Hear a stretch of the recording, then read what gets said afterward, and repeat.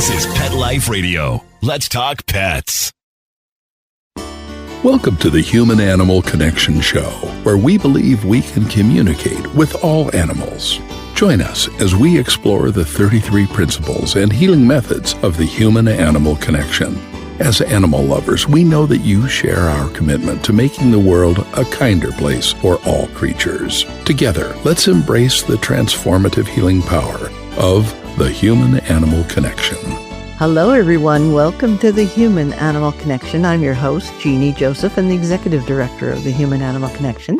And today I have Bella with me. And since she was 9 years old, she has been doing just about anything and everything at TRAK Ranch. Now, TRAK is Therapeutic Ranch for Animals. And Bella, tell us a little bit about what is so exciting about working there. So Therapeutic Ranch for Animals and Kids was founded sort of on the basis of just having a really welcoming community that accepts everyone and allows animals to build just a great connection with kids. You don't need to have any specific needs or desires to grow coming here, but the therapeutic aspect just kind of happens whether you're planning for it or not.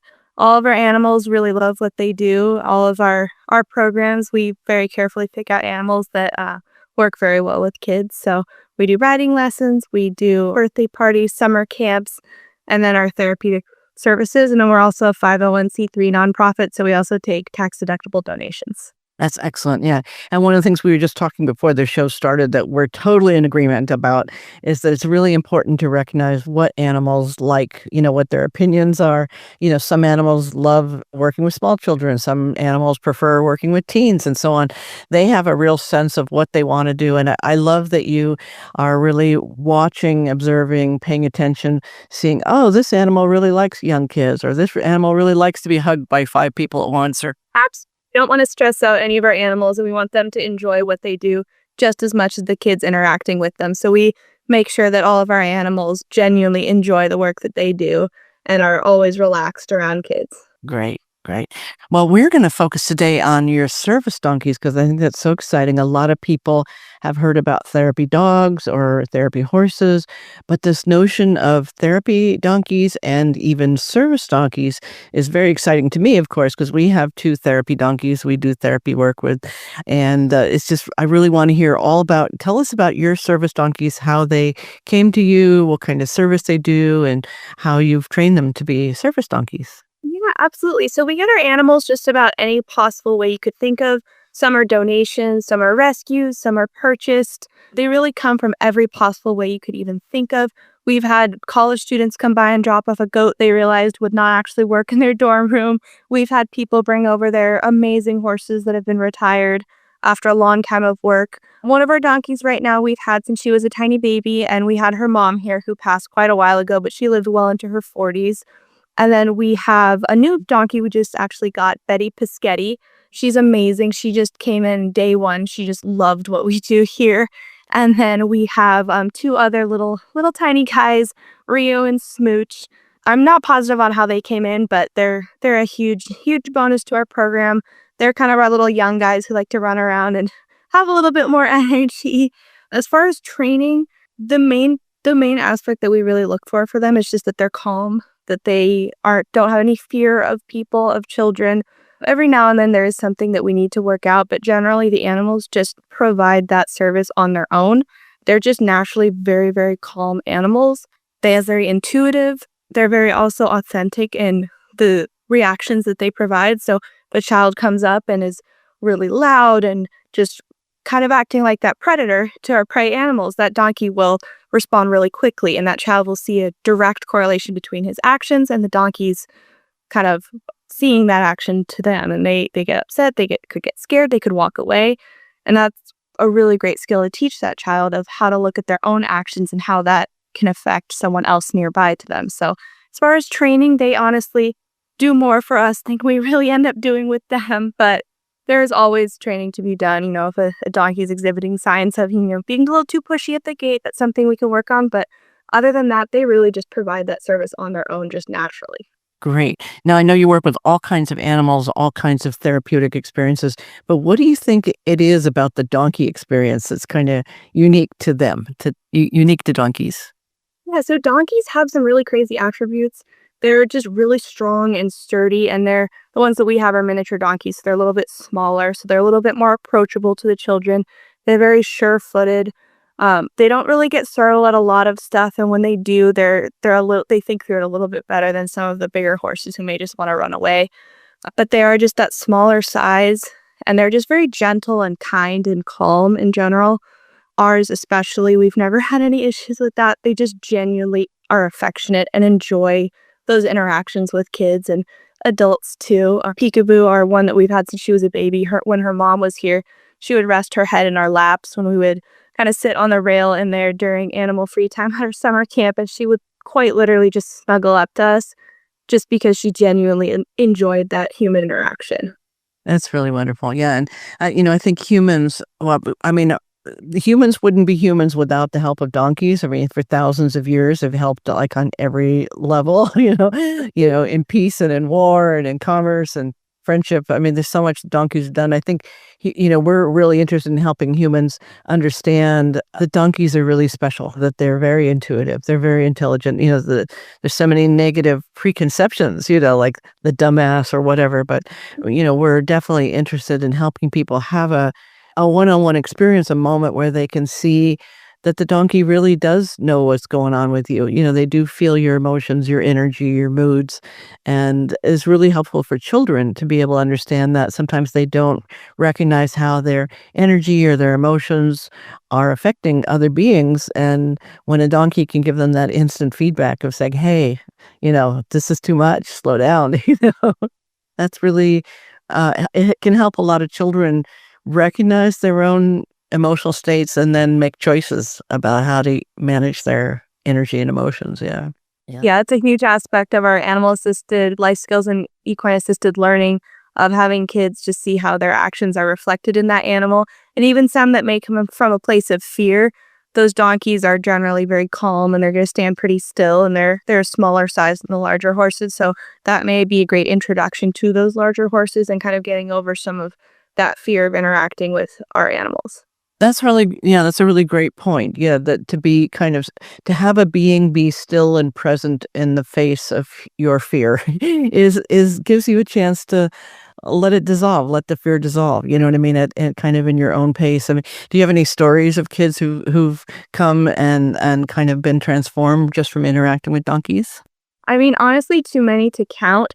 Personally, as a kid, I would get a little bit anxious with some of the larger horses and competing and going faster on the horses. And there have been a couple times when I was pretty young and I had just gotten a little overwhelmed and I would be crying. And the donkeys, almost like dogs, would quite literally just snuggle up and just really understand that someone was going through something and they just want to be near them and comfort them. So they're just naturally very comforting animals. So Yeah. been many, many times. Very small children are often really scared of the large horses. So I've seen that happen pretty much weekly, where they run right up to the donkeys and they want to go in and they want to go hang out with them, and they don't really have that fear, and they go to the larger horses. And I mean, rightfully so. For a young child who's never interacted with a horse, they have a little bit more fear. So they're able to kind of learn in a safer, calmer, slower environment some maybe horse rules of, don't run up behind them, how to approach them appropriately, looking at their blind spots. You want to approach them to their shoulder, not directly behind them, not directly on their forehead, things like that. So it can teach them really, really helpful skills and how they can apply those to larger animals. Definitely the larger animals and also people, the awareness of how your body language, your speed, your emotion is affecting another being, whether that be an animal or a human, I think is a really, really useful lesson. Some kids are, of course, more tuned to that than others, but all kids can learn to improve their awareness of, spatial relations, because you can rub people the wrong way by getting too close or by being too far. People can think you're too aloof or whatever, so the donkey kind of gives you instant feedback, as to how you're projecting yourself into the world. So that's a wonderful experience. Yeah. And so what is it, about animals that were you always from birth interested in animals, or how did you get started on your journey? Yeah, when I was a kid, I always wanted to ride horses. I always wanted to take lessons. And in 2009, my parents brought me over to TRAK at our old location on Craycroft and signed me up for horseback riding lessons. My first lesson included no horseback riding, just learning all the basics on the ground. And we had our little reins that you used to control the horse tied to my brother and I, our waists. And we had to pretend that each other were the horses to learn those basic skills. So that's a really fun memory that I have. And after that, I just took lessons weekly for years and years. And then we did some gymkhana clubs, so some little tiny kid barrel racing, things like that. And eventually I started volunteering and doing summer camps. And then I was hired in 2017 and have worked here pretty much ever since. That's an amazing record. That's an amazing record. I know TRAK started, I think, in 2007. Is that right? Do you want to tell us a little bit about the origin story and Scott and his wife, Liz, was it? I think Scott and Jill are our founders. Scott is still heavily involved. He's here every single day working really hard. This is his dream. This is something that's really important to him and his wife, Jill. But when they founded it, they may tell it a little bit better, but just from my perspective, at least, I think that they just really wanted to create that community in Tucson where animals and children could interact in a really just great setting and create that community where everyone is accepted. I know Jill has a history with special education and Scott has a history with horses, and they really wanted to bring those two things together and just create this really, really kind of specific community where we provide the education and that experience to farm life, ranch life that kids may not really have experience with. And we really, really talk a lot about just respect of each other, just having really great boundaries and using those animals to teach those. So they just really wanted that great community in Tucson and then serve our community with bringing animals to elementary schools, to dementia facilities, to places all around Tucson to share that same experience so people can enjoy that as well.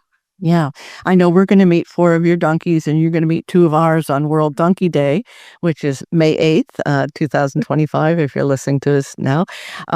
In this, we really want to celebrate that. And I think it's so important for kids, you go back, let's say our grandparents' generation or whatever it was, animals were part of growing up, but in today's world, kids are sort of separated from the wild side. And there's really something wonderful about kids having an experience of beings that are not, on a screen and, actually have instant reactions and like that. What have you seen in terms of the benefits in your own life or the other kids you've worked with by just being able to get a little touch? I mean, obviously not wild like wild tigers, but animals that are still animals.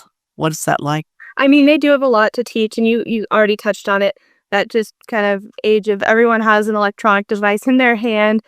We very much enforce the no phone zone around here. So we'll have families come in, parents and little kids that maybe don't really get enough one-on-one time where they can look each other in the eye and have a mutual experience that doesn't involve a TV.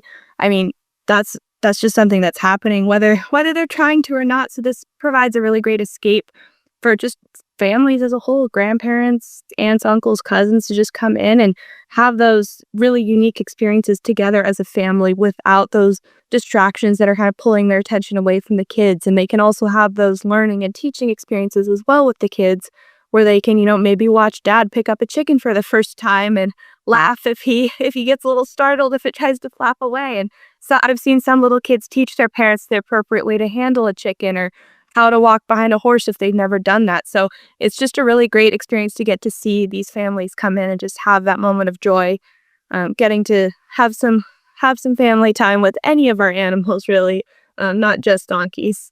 Yeah, great. So tell us a little bit about what all animals do you have there besides the donkeys and the horses? What else do you have? Yeah, so we have a bunny and chicken coop there separated down the middle between behavioral levels. So we just make sure all of our little guys are very safe. They have an outdoor portion as well. And then we have our goat pen. And personally, I think we have some of the more calmer goats I've seen. They do really enjoy kids and not too jumpy on them. So that is more of a safe place so we can have some kids play around with them. And then we have our 3 potbelly pigs. And then our donkeys. We have 4 in total. We have Peekaboo, Betty, Piscetti, Smooch, and Rio. And then we have our 3 miniature horses as well. And then we have around 26 full-sized horses, 20 to 26, depending if you're counting those little guys as well. But all of them are used in a lot of our programs. We don't ride any of the miniature horses. We just ride the larger horses. But every single animal, except for the pigs. They don't travel very well. We'll go out to petting zoos around our community and kind of share that experience with them. Well, that is absolutely fabulous. We're going to take a short little break. When I come back, we're going to be speaking more with Bella from TRAK about some of the experiences that she's witnessed of transformation with children and animals. We'll be right back. Don't go anywhere. Hey friends, if you like what you're hearing and want to learn more, check out Dr. Joseph's book, The Human-Animal Connection, Deepening Relationships with Animals and Ourselves. Or visit the website, thehumananimalconnection.org, to book an online consultation. Thank you for loving animals. Now back to the show.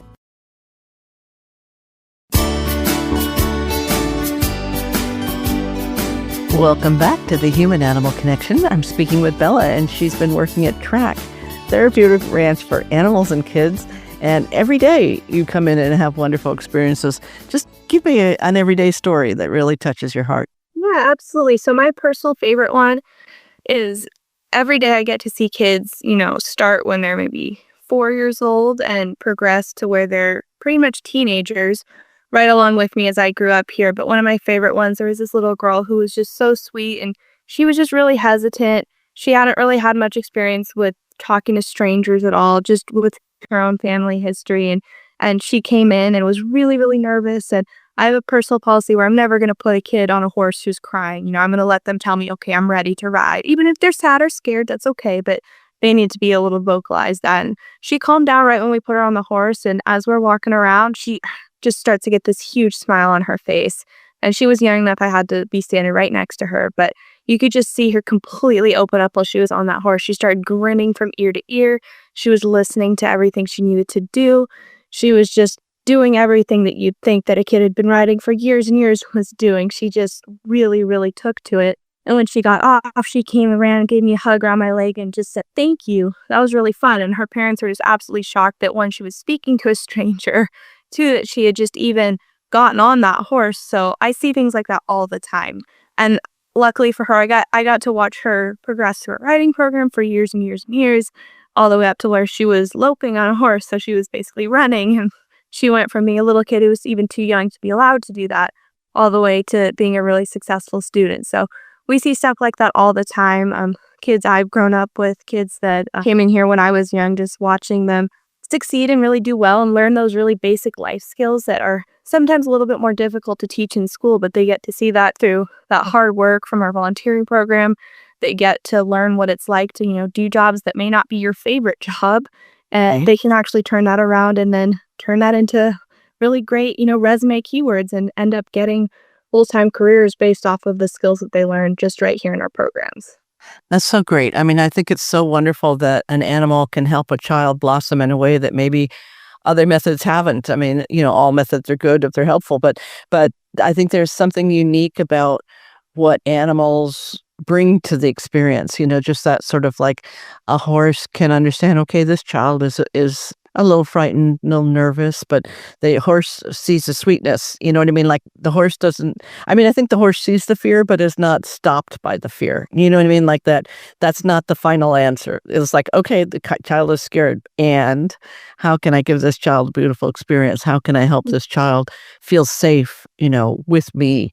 And I think that generosity of spirit that animals, that especially therapy animals, obviously not every animal, but, animals whose purpose this is. And I think you probably see in your own life that there are some animals out in other circumstances maybe that would never be, a TRAK ranch animal. That's just not their destiny. It doesn't mean they're bad animals, but that's not their purpose in life. You know what I mean? So I think that's great that you have assembled quite a crew of animals that this is like, yeah, this is what I'm here to do. I'm here to make people feel good and to help them feel safe. Yeah. Yeah, absolutely. Especially with our horses in our horseback riding program.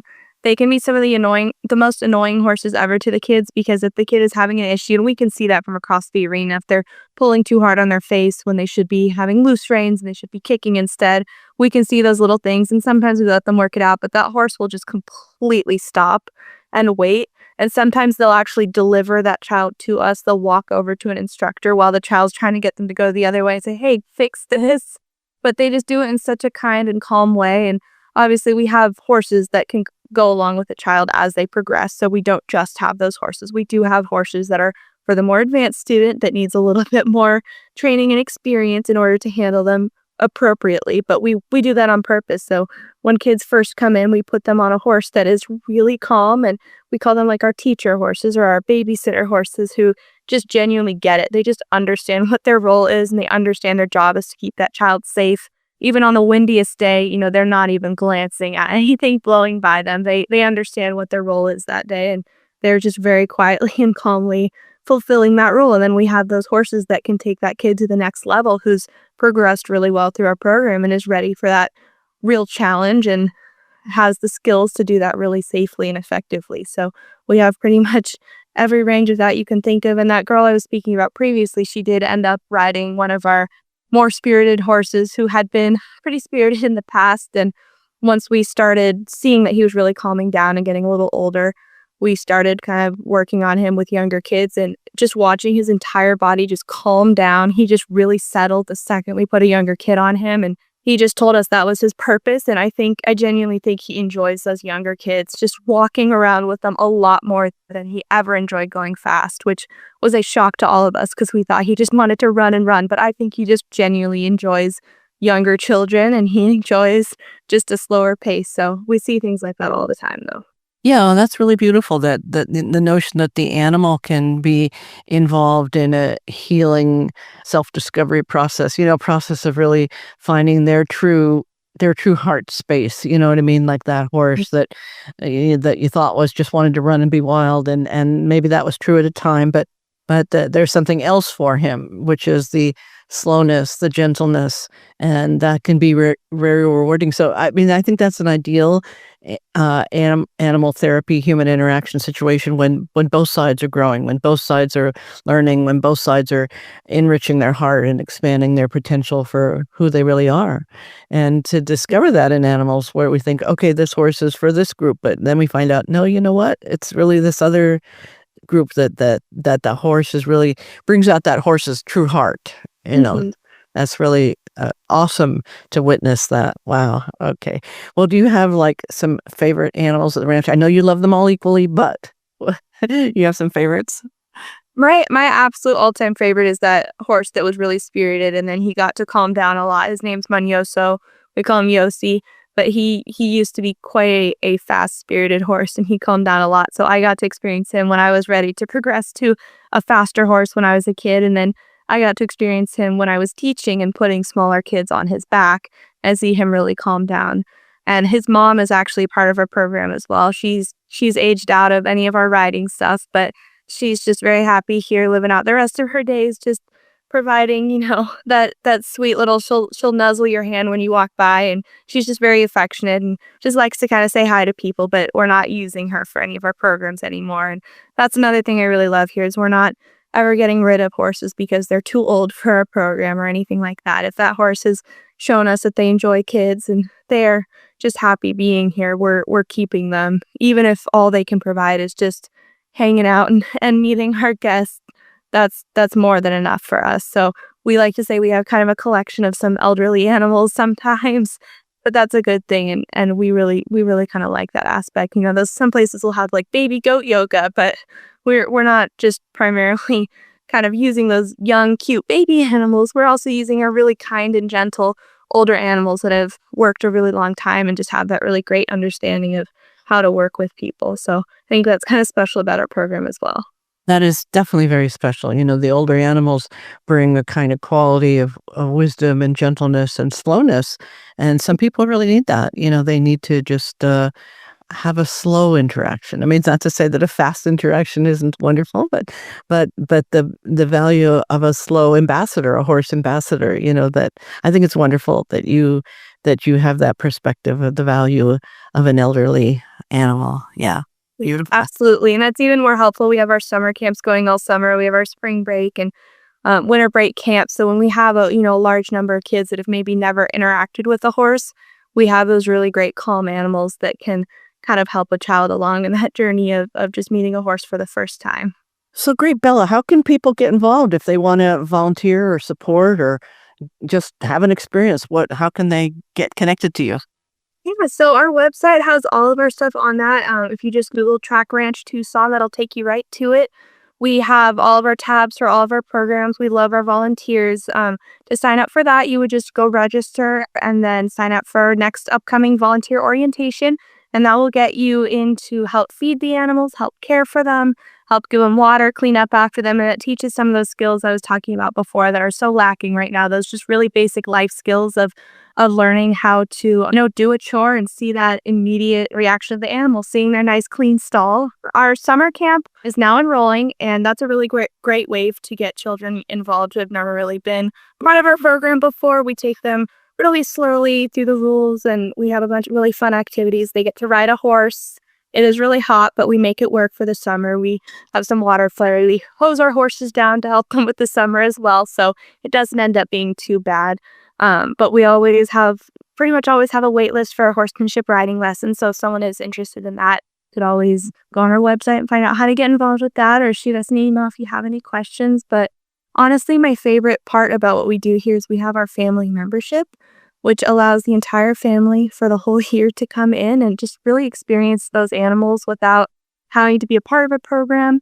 They just come in during our members' hours, which are posted, and they just get to hang out. They get to pet our animals. They get to just say hi to their favorite animal, and that's really all that there is to it. So that one is a great way to get involved personally. Yeah. And we also, we're a 501c3, so a lot of people really like doing tax-deductible donations around tax season. So if you're not really interested in necessarily coming out here, it's a little too far. We are located at River and Alvernon.